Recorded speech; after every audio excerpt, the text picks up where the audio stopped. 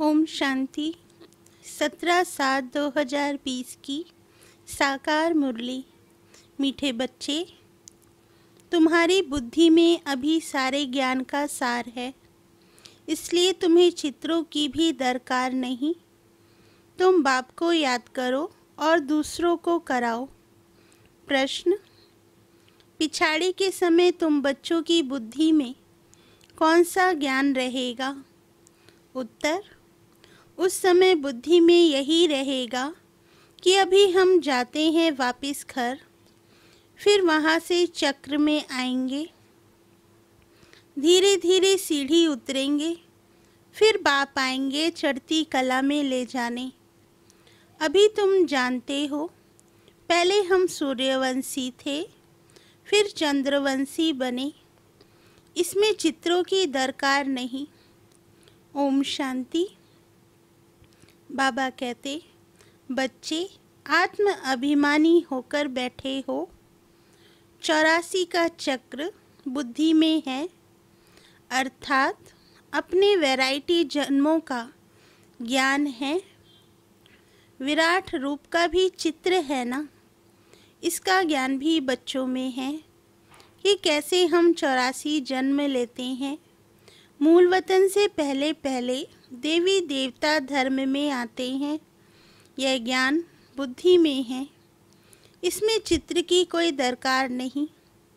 हमको कोई चित्र आदि याद नहीं करना है। अंत में याद सिर्फ यह रहेगा कि हम आत्मा हैं, मूल वतन की रहने वाली हैं।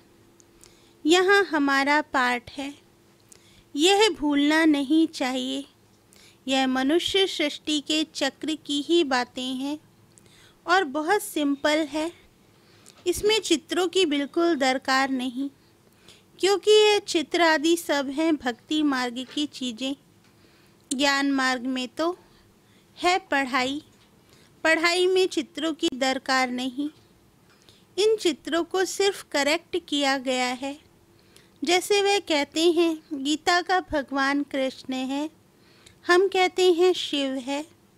यह भी बुद्धि से समझने की बात है। बुद्धि में ये नॉलेज रहती है। हमने 84 का चक्र लगाया है, अब हमको पवित्र बनना है। पवित्र बन फिर नए सिर चक्र लगाएंगे। यह है सार जो बुद्धि में रखना है। जैसे बाप की बुद्धि में है वर्ल्ड की हिस्ट्री ज्योग्राफी व 84 जन्मों का चक्र कैसे फिरता है, वैसे तुम्हारी बुद्धि में है पहले हम सूर्यवंशी फिर चंद्रवंशी बनते हैं। चित्रों की दरकार है नहीं, सिर्फ मनुष्यों को समझाने के लिए यह बनाए हैं। ज्ञान मार्ग में तो सिर्फ बाप कहते हैं मन मना भव। जैसे यह चतुर्भुज का चित्र है, रावण का चित्र है, ये सब समझाने के लिए दिखलाने पड़ते हैं। तुम्हारी बुद्धि में तो यथार्थ ज्ञान है, तुम बिना चित्र के भी समझा सकते हो। तुम्हारी बुद्धि में 84 का चक्र है, चित्रों द्वारा सिर्फ सहज करके समझाया जाता है, इनकी दरकार नहीं है। बुद्धि में है पहले हम सूर्यवंशी घराने के थे, फिर चंद्रवंशी घराने के बने। वहाँ बहुत सुख है, जिसको स्वर्ग कहा जाता है। ये चित्रों पर समझाते हैं। पिछाड़ी में तो बुद्धि में यह ज्ञान रहेगा। अभी हम जाते हैं वापिस चक्र लगाएंगे। सीढ़ी पर समझाया जाता है तो मनुष्यों को सहज हो जाए। तुम्हारी बुद्धि में यह भी सारा ज्ञान है कि कैसे हम सीढ़ी उतरते हैं, फिर बाप चढ़ती कला में ले जाते हैं। बाप कहते हैं मैं तुमको इन चित्रों का सार समझाता हूँ। जैसे गोला है तो उस पर समझा सकते हैं। यह 5000 वर्ष का चक्र है। अगर लाखों वर्ष होते तो संख्या कितनी बढ़ जाती। बाबा कहते क्रिश्चियन का दिखाते हैं 2000 वर्ष, इसमें कितने मनुष्य होते हैं? 5000 वर्ष में कितने मनुष्य होते हैं? यह सारा हिसाब तुम बतलाते हो। सतयुग में पवित्र होने के कारण थोड़े मनुष्य होते हैं। अभी तो कितने ढेर हैं। लाखों वर्ष की आयु होती तो संख्या भी अनगिनत हो जाए। क्रिश्चियन की भेंट में आदमशुमारी का हिसाब तो निकालते हैं ना। हिंदुओं की आदमशुमारी कम दिखाते हैं। क्रिश्चियन बहुत बन गए हैं। जो अच्छे समझदार बच्चे हैं, बिगैर चित्रों के भी समझा सकते हैं। विचार करो, इस समय कितने ढेर मनुष्य हैं। नई दुनिया में कितने थोड़े मनुष्य होंगे। अभी तो पुरानी दुनिया है जिसमें इतने मनुष्य हैं। फिर नई दुनिया कैसे स्थापन होती है? कौन स्थापन करते हैं? यह बाप ही समझाते हैं। वही ज्ञान का सागर है। तुम बच्चों को सिर्फ यह 84 का चक्र ही बुद्धि में रखना है। अभी हम नरक से स्वर्ग में जाते हैं तो अंदर खुशी होगी ना। सतयुग में दुख की कोई बात होती नहीं। ऐसी कोई अप्राप्त वस्तु नहीं जिसकी प्राप्ति के लिए पुरुषार्थ करें। यहाँ पुरुषार्थ करना पड़ता है। यह मशीन चाहिए, यह चाहिए। वहाँ तो सब कुछ मौजूद है। जैसे कोई महाराजा होता है तो उनके पास सब कुछ, सब सुख मौजूद रहते हैं। गरीब के पास तो सब सुख मौजूद नहीं होते। परंतु यह तो है कलयुग, तो बीमारियां आदि सब कुछ है। अभी तुम पुरुषार्थ करते हो नई दुनिया में जाने के लिए। स्वर्ग नरक यहाँ ही होता है। यह सूक्ष्म वतन की जो रमत गमत है, यह भी टाइम पास करने के लिए है। जब तक कर्मातीत अवस्था हो, टाइम पास करने के लिए यह खेल पाल है। कर्मातीत अवस्था आ जाएगी, बस तुमको यही याद रहेगा कि हम आत्मा ने अब 84 जन्म पूरे किए। अब हम जाते हैं घर, फिर आकर शतोप्रधान दुनिया में शतोप्रधान पाठ बजाएंगे। यह ज्ञान बुद्धि में लिया हुआ है। इसमें चित्रों आदि की दरकार नहीं। जैसे बैरिस्टर कितना पढ़ते हैं, बैरिस्टर बन गए, बस जो पाठ पढ़े वह खलास। रिजल्ट निकली प्रारब्ध की। तुम भी पढ़कर फिर जाए राजाई करेंगे। वहाँ नॉलेज की दरकार नहीं। बाबा कहते, इन चित्रों में भी रॉन्ग राइट क्या है, यह अभी तुम्हारी बुद्धि में है। बाप बैठ समझाते हैं लक्ष्मी नारायण कौन है, यह विष्णु क्या है। विष्णु के चित्र में मनुष्य मूंझ जाते हैं। बिगैर समझ के पूजा भी जैसे फालतू हो जाती है। समझते कुछ भी नहीं। जैसे विष्णु को नहीं समझते हैं, लक्ष्मी नारायण को भी नहीं समझते, ब्रह्मा विष्णु शंकर को भी नहीं समझते। ब्रह्मा तो यहाँ है। यह पवित्र बन शरीर छोड़ चले जाएंगे। इस पुरानी दुनिया से वैराग्य है। यहाँ का कर्म बंधन दुख देने वाला है। अब आप कहते हैं अपने घर चलो, वहाँ दुख का नाम निशान नहीं होगा। पहले तुम अपने घर में थे, फिर राजधानी में आए, अब आप फिर आए हैं पावन बनाने। इस समय मनुष्यों का खान पान आदि कितना गंदा है। क्या क्या चीज़ें खाते रहते हैं। वहाँ देवताएं ऐसी गंदी चीज़ें थोड़े ही खाते हैं। भक्ति मार्ग में देखो कैसा है। मनुष्य की भी बलि चढ़ती है। बाप कहते हैं यह भी ड्रामा बना हुआ है। पुरानी दुनिया से फिर नई जरूर बननी है। अभी तुम जानते हो हम सतोप्रधान बन रहे हैं। यह तो बुद्धि समझती है ना। इसमें तो चित्र ना हो तो और ही अच्छा। नहीं तो मनुष्य बहुत ही प्रश्न पूछते हैं। बाप ने 84 जन्मों का चक्र समझाया है। हम ऐसे सूर्यवंशी, चंद्रवंशी, वैश्यवंशी बनते हैं, इतने जन्म लेते हैं, ये बुद्धि में रखना होता है। तुम बच्चे सूक्ष्म वतन का राज भी समझते हो, ध्यान में सूक्ष्म वतन में जाते हो, परंतु इसमें ना योग है ना ज्ञान है, ये सिर्फ एक रस्म है। समझाया जाता है कैसे आत्मा को बुलाया जाता है, फिर जब आती है तो रोते हैं, पश्चाताप होता है, हमने बाबा का कहना नहीं माना। ये सब है बच्चों को समझाने के लिए। पुरुषार्थ में लग पड़े, गफलत ना करें। बच्चे सदा यह अटेंशन रखें कि हमें अपना टाइम सफल करना है, वेस्ट नहीं करना है, तो माया गफलत नहीं करा सकती है।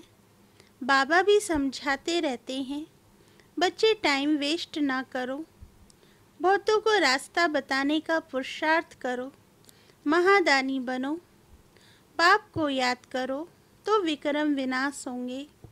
जो भी आते हैं उनको यह समझाओ और 84 का चक्र बताओ, वर्ल्ड की हिस्ट्री ज्योग्राफी कैसे रिपीट होती है।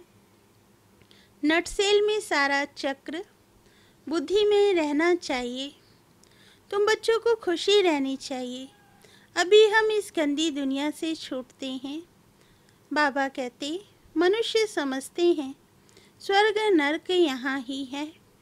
जिनको बहुत धन है तो समझते हैं हम स्वर्ग में हैं, अच्छे कर्म किए हैं इसलिए सुख मिला है। अभी तुम बच्चे, अभी तुम बहुत अच्छे कर्म करते हो, जो 21 जन्म के लिए तुम सुख पाते हो, वह तो एक जन्म के लिए समझते हैं कि हम स्वर्ग में हैं। बाप कहते हैं वह है अल्पकाल का सुख, तुम्हारा है 21 जन्मों का, जिसके लिए बाप कहते हैं सभी को रास्ता बताते जाओ। बाप की याद से ही निरोगी बनेंगे और स्वर्ग के मालिक बन जाएंगे। स्वर्ग में है राजाई, उनको भी याद करो। राजाई थी, अभी नहीं है, भारत की ही बात है, बाकी तो है बाई प्लाट्स। पिछाड़ी में सब चले जाएंगे, फिर हम आएंगे नई दुनिया में। अब इस समझाने की में चित्रों की दरकार थोड़े ही है। ये सिर्फ समझाने के लिए मूल वतन, सूक्ष्म वतन दिखाते हैं, समझाया जाता है। बाकी यह तो भक्ति मार्ग वालों ने चित्र आदि बनाए हैं, तो हमको भी फिर करेक्ट कर बनाने पड़ते हैं, नहीं तो कहेंगे तुम तो नास्तिक हो, इसलिए करेक्ट कर बनाए हैं। ब्रह्मा द्वारा स्थापना, शंकर द्वारा विनाश, वास्तव में यह भी ड्रामा में नूंद है। कोई कुछ करता थोड़े ही है, साइंसदान भी अपनी बुद्धि से ये सब बनाते हैं। भल कितना भी कोई कहे कि बॉम्ब्स ना बनाओ, परंतु जिनके पास ढेर हैं वे समुद्र में डालें तो फिर दूसरा कोई ना बनाए। वे रखे हैं तो जरूर और भी बनाएंगे। अभी तुम बच्चे जानते हो सृष्टि का विनाश तो जरूर होना ही है, लड़ाई भी जरूर लगनी है। विनाश होता है, फिर तुम अपना राज्य लेते हो। अब बाप कहते हैं बच्चे सबका कल्याणकारी बनो। बच्चों को अपनी ऊंच तकदीर बनाने के लिए बाप श्रीमत देते हैं। मीठे बच्चे, अपना सब कुछ धनी के नाम पर सफल कर लो। किनकी दबी रहेगी धूल में, किनकी राजा खाए। धनी बाप खुद कहते हैं बच्चे इसमें खर्च करो। ये रूहानी हॉस्पिटल यूनिवर्सिटी खोलो तो बहुतों का कल्याण हो जाएगा। धनी के नाम तुम खर्चते हो, जिसका फिर 21 जन्म के लिए तुमको रिटर्न में मिलता है। यह दुनिया ही खत्म होनी है, इसलिए धनी के नाम जितना हो सके सफल करो। धनी शिव बाबा है ना, भक्ति मार्ग में भी धनी के नाम करते हैं। अभी तो है डायरेक्ट, धनी के नाम बड़ी बड़ी यूनिवर्सिटी खोलते जाओ तो बहुतों का कल्याण हो जाएगा। 21 जन्म के लिए राज्य भाग्य पालेंगे, नहीं तो यह धन दौलत आदि सब खत्म हो जाएंगे। भक्ति मार्ग में खत्म नहीं होते हैं, अभी तो खत्म होना है। तुम खर्चो फिर तुमको ही रिटर्न मिलेगा। धनी के नाम पर सबका कल्याण करो तो 21 जन्मों का वर्षा मिलेगा। कितना अच्छा समझाते हैं। फिर जिनकी तकदीर में है वे खर्च करते रहते हैं। अपना घर बार भी संभालना है। इनका बाबा का पाठ ही ऐसा था, एकदम जोर से नशा चढ़ गया। बाबा बादशाही देते हैं, फिर गदाई क्या करेंगे। तुम सब बादशाही लेने लिए बैठे हो तो फॉलो करो ना। जानते हो इसने कैसे सब छोड़ दिया, नशा चढ़ गया। ओहो, राजाई मिलती है। अल्फ को अल्लाह मिला तो भागीदार को भी राजाई दे दी। राजाई थी, कम नहीं था। अच्छा फर्टाइल धंधा था। अब तुमको ये राजाई मिल रही है तो बहुतों का कल्याण करो। पहले भट्टी बनी, फिर कोई पककर तैयार हुए, कोई कच्चे रह गए। गवर्नमेंट नोट बनाती है, फिर ठीक नहीं बनते हैं तो गवर्नमेंट को जला देने पड़ते हैं। आगे तो चांदी के रुपए चलते थे, सोना और चांदी बहुत था। अभी तो क्या हो रहा है, कोई की राजा खा जाते, कोई की डाकू खा जाते। डाके भी देखो कितने लगते हैं। फैमन भी होगा। यह है ही रावण राज्य। राम राज्य सतयुग को कहा जाता है। बाप कहते हैं तुमको इतना ऊंच बनाया, फिर कंगाल कैसे बने। अब तुम बच्चों को इतनी नॉलेज मिली है तो खुशी होनी चाहिए। दिन प्रतिदिन खुशी बढ़ती जाएगी। जितना यात्रा पर नज़दीक होंगे उतनी खुशी होगी। तुम जानते हो शांति धाम सुख धाम सामने खड़ा है। वैकुंठ के झाड़ दिखाई पड़ रहे हैं। बस अब पहुँचे कि पहुँचे। अच्छा, मीठे मीठे सिकिल दे बच्चों प्रति माता पिता बाप दादा का याद प्यार और गुड मॉर्निंग। रूहानी बाप की रूहानी बच्चों को नमस्ते। धारणा के लिए मुख्य सार। फर्स्ट पॉइंट, अपना टाइम सफल करने का अटेंशन रखना है। माया गफलत ना करा सके, इसके लिए महादानी बन बहुतों को रास्ता बताने में बिजी रहना है। सेकंड पॉइंट, अपनी ऊंची तकदीर बनाने के लिए धनी के नाम पर सब कुछ सफल करना है। रूहानी यूनिवर्सिटी खोलनी है। वरदान, कड़े नियम और दृढ़ संकल्प द्वारा अलबेलेपन को समाप्त करने वाले ब्रह्मा बाप समान अथक भव।